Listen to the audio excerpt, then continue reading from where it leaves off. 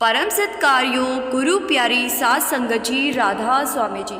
संगत जी, बाबा जी ने डेरे के लिए कुछ नए और बड़े फैसले लिए हैं जी। इन फैसलों के बाद डेरे में बहुत कुछ बदलने जा रहा है जी। अस्थि विसर्जन घाट में भी बड़ा बदलाव होने जा रहा है और भी बहुत कुछ बदलने जा रहा है जी, जो आपको खुलकर इस वीडियो में हम बताएंगे जी। संगत जी से विनती है, वीडियो को पूरा सुनने की कृपा ज़रूर करें जी, और कमेंट में राधा स्वामी लिखकर संगत के अपने इस चैनल को सब्सक्राइब करना मत भूलें जी। संगत जी, सबसे पहले हम बात करते हैं कि मंसूरी में बाबा जी ने क्या किया। फिर हम आपको बताएंगे कि डेरे में बाबा जी ने कौन से बड़े फैसले लिए हैं जी। बाबा जी ने बहुत भावुक होकर कहा कि जब वो देखते हैं कि संगत को काफ़ी दूर से पैदल चलकर आना पड़ता है, खासकर जब संगत के साथ बुजुर्ग या छोटे बच्चे हों, तो मन बहुत दुखी हो जाता है। इसीलिए उन्होंने स्पष्ट फरमाया है कि अब कारों की पार्किंग उस सामने वाले हिस्से में होनी चाहिए जहां से संगत को सुविधा मिल सके, और पास ही बसों की नई पार्किंग भी विकसित की जाए। क्या क्या बदलाव होने जा रहे हैं, हम आपको आगे इस वीडियो में खुलकर बताएंगे जी। पहले हम बात करते हैं मंसूरी की। कल की शाम मंसूरी में कुछ ऐसा हुआ जिसने वहाँ मौजूद हर सेवक के चेहरे पर मुस्कान ला दी जी। बाबा जी का अंदाज, उनका व्यवहार और उनका प्रेम इतना सहज और अपनापन भरा था जी कि दिल छू गया। उस समय बाबा जी सेक्रेटरी साहब जी के साथ बड़ी आत्मीयता से संवाद कर रहे थे, और साथ ही साथ बाबा जी ने चाय की चुस्कियाँ भी ली।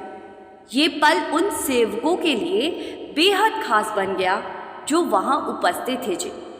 जैसा कि आप जानते ही हैं, बाबा जी को मसूरी आए कई दिन हो चुके हैं। ये खूबसूरत जगह उत्तराखंड राज्य में स्थित है जी, और जब वहाँ सत्संग या सवाल जवाब का दौर चलता है तो उसमें सिर्फ स्थानीय लोग ही शामिल हो सकते हैं जी।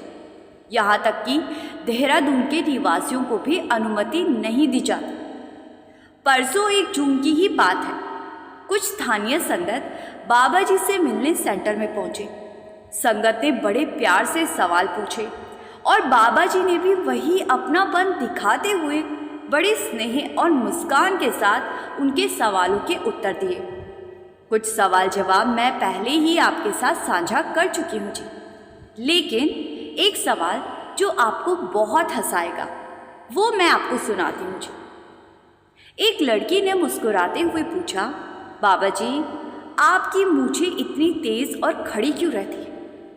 बाबा जी पहले तो हल्के से मुस्कुराए और फिर चुटकी लेते हुए बोले, मैं स्विच की प्लग में अपनी 2 उंगलियां डाल देता हूँ, फिर करंट लगने से मेरी मूछें खुद ही खड़ी हो जाती। इसके बाद आप जी ने मजाक के अंदाज में कहा, और इन्हीं मूछों पर मैं आप सबको टांगकर सचखंड ले जाता हूँ। बाबा जी की ये बात सुनते ही वहाँ बैठे हर प्रेमी के चेहरे पर हंसी की लहर दौड़ गई जी। पूरा वातावरण खुशी और आनंद से भर गया जी। वो पल सचमुच बहुत ही प्यारा था जी।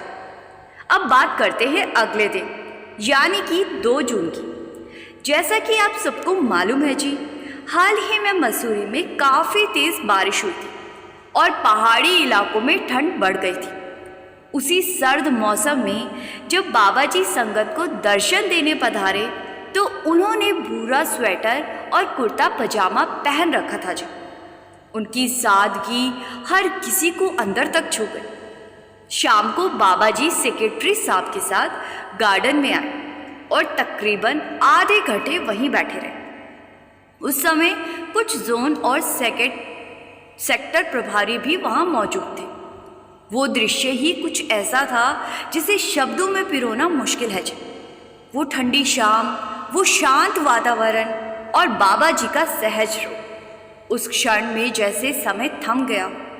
बाबा जी ने वहीं बैठकर गर्म चाय भी पी और सबके साथ बातें भी की, जो वहाँ मौजूद लोगों के दिल में एक खास जगह छोड़ गई थी। वे बातें क्या थी उन्हें बयान करना आसान नहीं, लेकिन जो वहाँ थे वो जानते हैं कि वो क्षण कितना मूल्यवान था जी। मसूरी में अक्सर बाबा जी अपने कमरे से बाहर आकर कुछ दूर टहलते हैं और जो भी सेवक उस समय ड्यूटी पर होते हैं उन्हें दर्शन का सौभाग्य मिल जाता है जी। उनके चेहरे पर उस समय जो चमक होती है वो बताती है कि सेवा करते हुए दर्शन पाना कितना विशेष होता है जी। अब बात करते हैं डेरा ब्यास से जुड़ी उस नई जानकारी की जिसका आप सबको बेसब्री से इंतज़ार है जी। जैसा कि आप जानते हैं, जब हम डेरा ब्यास पहुंचते हैं, चाहे जालंधर, लुधियाना, भटिंडा या फिर दिल्ली की ओर से हमारी एंट्री अधिकतर 5 नंबर गेट से होती है जी। संगत की भारी संख्या के कारण जब भीड़ बढ़ जाती है तो कार पार्किंग का दायरा भी काफ़ी फैल जाता है जी। कभी कभी तो 300 नंबर तक भी गाड़ियां लग जाती हैं। इतनी भीड़ को संभालने के लिए ट्रॉली सेवाएं भी शुरू की जाती हैं जिससे संगत को भीतर तक आसानी से पहुंचाया जा सके। आप सबने देखा ही होगा कि 5 नंबर गेट के सामने और साइड में जो पार्किंग है वहीं से डेरा की सारा वेस्ट वाटर अच्छे तरीके से साफ किया जाता है और दरिया की ओर भेजा जाता है। इसी गेट के पास मोबाइल सेक्शन भी होता है जी, जहां हम अपना मोबाइल जमा करवाते हैं जी। और उसी मोबाइल सेक्शन के एक और यानी कि 5 नंबर गेट के पास वो स्थान है जहां संगत फूल चढ़ाती है, यानी अस्थि विसर्जन होता है। बहुत जल्द ही फूल विसर्जन पॉइंट भी और आगे जा सकता है जी। और अब उसी इलाके में एक नई सुविधा बनने जा रही है जी। बाबा जी के निर्देश पर अब वहाँ एक नया बस स्टैंड तैयार किया जा रहा है। इसका उद्देश्य संगत को और ज़्यादा सुविधा प्रदान करना है जी, ताकि डेरा आने जाने में पहले से कहीं अधिक सहूलियत हो। ये बदलाव डेरा परिसर की कार्यशैली को और भी बेहतर बनाएंगे और संगत की यात्रा को और अधिक सहज और शांति से भरपूर बना देंगे जी। सारी व्यवस्था का मकसद यही है कि संगत को हर बार पहले से बेहतर अनुभव मिल सके जी, और वह भी बिना किसी झंझट या असुविधा के। आप सब भली भांति जानते हैं कि 5 नंबर गेट के बाहर जहाँ सरकारी और प्राइवेट बसें आती हैं वहाँ एक बाकायदा बस स्टैंड बना हुआ है जी। लेकिन जो संगतें जत्थों में आती है या कुछ दिन ठहरने की इरादा रखती है, उनके वाहनों की पार्किंग के लिए एक अलग जगह तय की गई है जी। अब बाबा जी ने इस पूरी व्यवस्था को लेकर एक नई दिशा निर्देश दिया है जी। उन्होंने स्पष्ट कहा है कि मौजूदा पार्किंग व्यवस्था को पूरी तरह से हटाकर उसे एक नई सोच और बेहतर प्लानिंग के साथ दोबारा से तैयार किया जाएगा। दरअसल जो सड़क दरिया के किनारे किनारे जाती है, वही रास्ता जहां आप फूल चढ़ाने जाते हैं, उसके बारे में भी चर्चा चल रही है जी कि वो शायद भविष्य में पूरी तरह तोड़ दी जाए। अभी ये सब सिर्फ एक योजना के स्तर पर है जी, उस पर विचार चल रहा है, कोई अंतिम फैसला नहीं हुआ है जी। बाबा जी इस समय मसूरी में है जी, और जब वो वापस लौटेंगे तो हो सकता है वो कुछ बदलाव करे जी, या फिर कोई और नई दिशा में काम शुरू। ये सब उनकी मौज पर निर्भर करता है जी। फिलहाल जो हुक्म उनकी ओर से मिला है उसके अनुसार पहले जो पुराना बस स्टैंड था उसे तोड़कर थोड़ा आगे स्थानांतरित कर दिया गया है। साथ ही जो पुरानी सड़क नुक्कड़ पर थी उसे भी हटा दिया गया है और उसकी जगह पर एक नई सड़क बना दी गई है जी, जिसमें अब स्ट्रीट लाइटें भी लगा दी गई है। इस सारी प्रक्रिया का उद्देश्य बस यही है कि संगत को आने जाने में किसी भी तरह की परेशानी ना हो जी। अभी शायद वहाँ आपको बसें दिखाई ना दे, लेकिन जहाँ पहले जत्थों की बसें खड़ी होती थी उस क्षेत्र को लेकर बाबा जी ने अब नया आदेश दिया है जी कि उसे अब कार पार्किंग के रूप में विकसित किया जाए। माना जा रहा है कि जून वाले भंडारे के बाद इस काम की शुरुआत हो सकती है जी। बाबा जी खुद उस पूरे क्षेत्र का दौरा कर चुके हैं जी। उन्होंने फूलों वाले घाट यानी कि अस्थि विसर्जन घाट के बारे में भी कहा कि उसकी दिशा बदली जाए और अब उसे भी आगे की ओर स्थानांतरित किया जा रहा है। पहले जब गाड़ियां काफ़ी पीछे खड़ी होती थी तो संगत को लंबा रास्ता तय करना पड़ता था जी। कोई बुजुर्ग साथ होता था तो कोई बच्चा, और इन सब में काफ़ी तकलीफ होती थी। अब इस नई योजना के तहत ये दिक्कतें काफ़ी हद तक कम हो जाएगी जी। नई पार्किंग की व्यवस्था सामने होगी जिससे संगत को बहुत राहत मिलेगी जी। जिन्हें चलने में परेशानी होती है उन्हें अब लंबा रास्ता तय नहीं करना पड़ेगा जी। बाबा जी के हर निर्णय के पीछे संगत की भलाई ही छुपी होती है जी, और यही उनकी सबसे बड़ी मेहर है। अब बात करें आने वाले बस स्टैंड की जी, तो जैसे ही वो पूरी तरह से बनकर तैयार होगा वहाँ और ज़्यादा खुली जगह मिल जाएगी। साथ ही जो पुरानी सड़क थी उसे भी पीछे की ओर शिफ्ट किया जाएगा। अभी जो नई सड़क बनी है शायद आपने भी देखी होगी।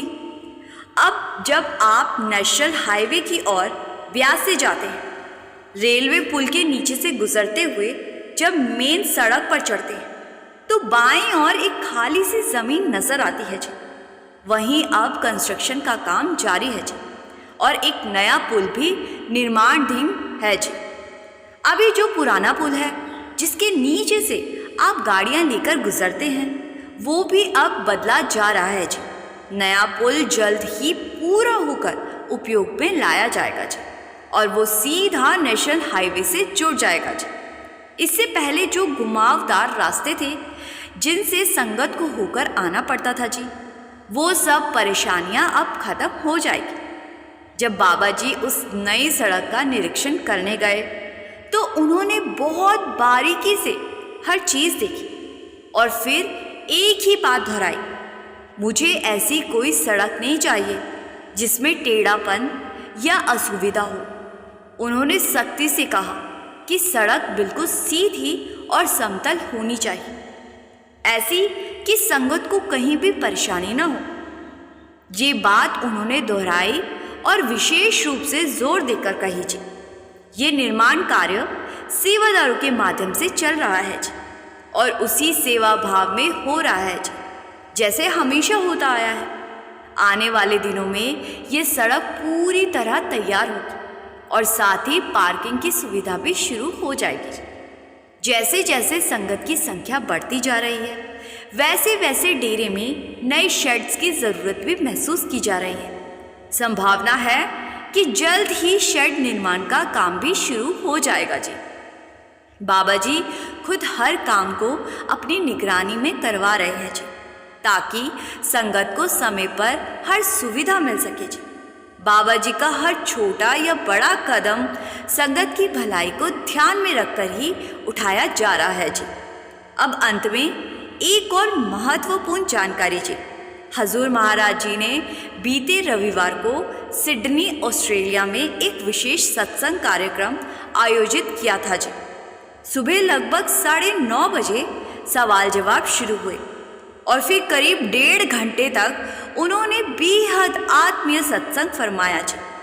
सिडनी के सवाल जवाब हमने अपने कल यानी कि 2 जून वाले वीडियो में संगत के साथ शेयर कर दिए थे जी। संगत चाहे तो खुशी से सुन सकती है जी। उस वीडियो का लिंक इस वीडियो के डिस्क्रिप्शन में हमने दे दिया है जी। उस दिन सत्संग समाप्त होने के बाद शाम को हजूर जी ने कुछ पल विश्राम अपनी कोठी में लिया और कल 2 जून सोमवार की सुबह सुबह ही वे सिडनी से सीधे ऑकलैंड न्यूजीलैंड पहुंच चुके हैं जी।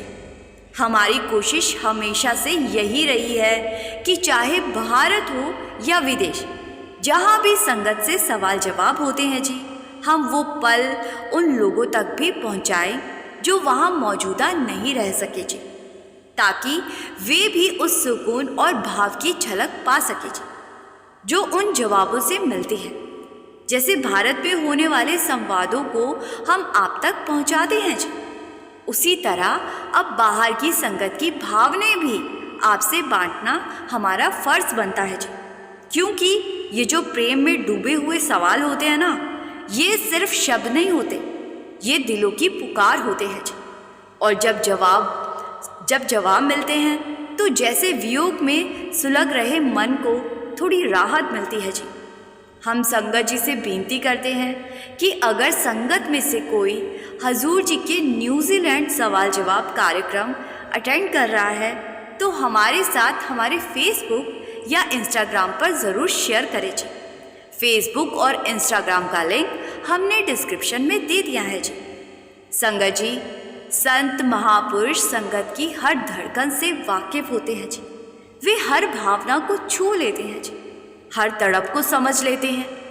आज मैं आपको एक ऐसा वाक्य बताने जा रही हूँ जिसने बाबा जी के दिल को छू लिया जी, और ऐसा छुआ कि वो कुछ पलों के लिए एकदम शांत हो गए जी। 2 और 3 मई को जब ब्यास में बच्चों के साथ सवाल जवाब हो रहे थे तो एक सवाल ऐसा आया जो शायद सीधे बाबा जी के दिल में उतर गया जी। 3 मई के दिन जब बाबा जी ने आखिरी बार ब्यास की संगत के साथ सवाल जवाब किया तो एक मासूम बच्चे ने कहा, बाबा जी बहुत वक्त हो गया है, हजूर जी आप बोलते नहीं हैं, हमें उनकी आवाज़ सुननी है। बाबा जी कुछ पलों के लिए बिल्कुल खामोश हो गए और फिर बेहद शांत स्वर में बोले, बेटा अब आगे से आप हजूर जी की ही आवाज़ सुना करेंगे। ये शब्द जैसे फिजा में तैर गए और पल भर में एक सन्नाटा छा गया। ऐसा लगा जैसे पूरा माहौल थमसा गया। और उसी दिन जब ये भावनात्मक संवाद समाप्त हुआ तभी पाकिस्तान की ओर से अचानक हमला हो गया जी। सुरक्षा कारणों से सत्संग रद्द कर दिया गया और फिर बाबा जी विदेश चले गए जी। अब तो संगत बाबा जी की आवाज़ को भी तरसने लगी है जी। और आवाज़ तो छोड़िए, अब तो उनके दीदार भी जैसे सपना बन गए हैं। कुछ दिन पहले बाबा जी डेरा भी आए थे, लेकिन केवल कुछ मिनटों के लिए स्टेज पर दिखाई दी और फिर सीधा कोठी चले गए जी। तब से लेकर अब तक संगत बस इंतज़ार में बैठी है। कोई दिल्ली में है, कोई हरियाणा में है, कोई गुजरात में और कोई पंजाब में। हर जगह संगत की हालत एक जैसी है जी। हर दिल में एक ही पुकार है, बाबा जी के दर्शन कब होंगे, कब वो स्टेज पर आएंगे, कब हम उनकी झलक पा सकेंगे, कब हम बाबा जी का सत्संग फिर से सुन पाएंगे। हर रोज़ कोई ना कोई ये सवाल पूछ ही लेता है कि बाबा जी परोर भंडारे पर आएंगे क्या, क्योंकि 16 तो वो नहीं आए थे। यहाँ तक कि 18 वाले भंडारे पर भी डेरे में बाबा जी की उपस्थिति नहीं रही जी। अब तो दिल बस यही दुआ करता है कि जल्द से जल्द बाबा जी फिर स्टेज पर आए जी, संगत के बीच आए और इस विरह की अग्नि को थोड़ी ठंडक दे जाए जी। इस वक्त बाबा जी मंसूरी में है जी और इंडिया में ही हैं। संगत के हर दिल से एक ही अरदास उठ रही है, बाबा जी अब और इंतज़ार नहीं होता, आपकी झलक चाहिए, बस कुछ पल के लिए ही सही। संगत जी बाबा जी की आगे क्या मौज है ये तो बाबा जी के अलावा कोई नहीं जानता जी, लेकिन हम सब की आंखें बाबा जी के दर्शनों के लिए तरस गई है जी। अब पता नहीं बाबा जी कब संगत को दर्शन देंगे जी। संगत जी आपसे विनती है कि वीडियो को शेयर ज़रूर करें जी और कमेंट में राधा स्वामी लिखकर संगत के अपने इस चैनल को सब्सक्राइब कर इस चैनल का एक हिस्सा ज़रूर बनिए जी। गुरु प्यारी साध संगत जी, राधा स्वामी जी।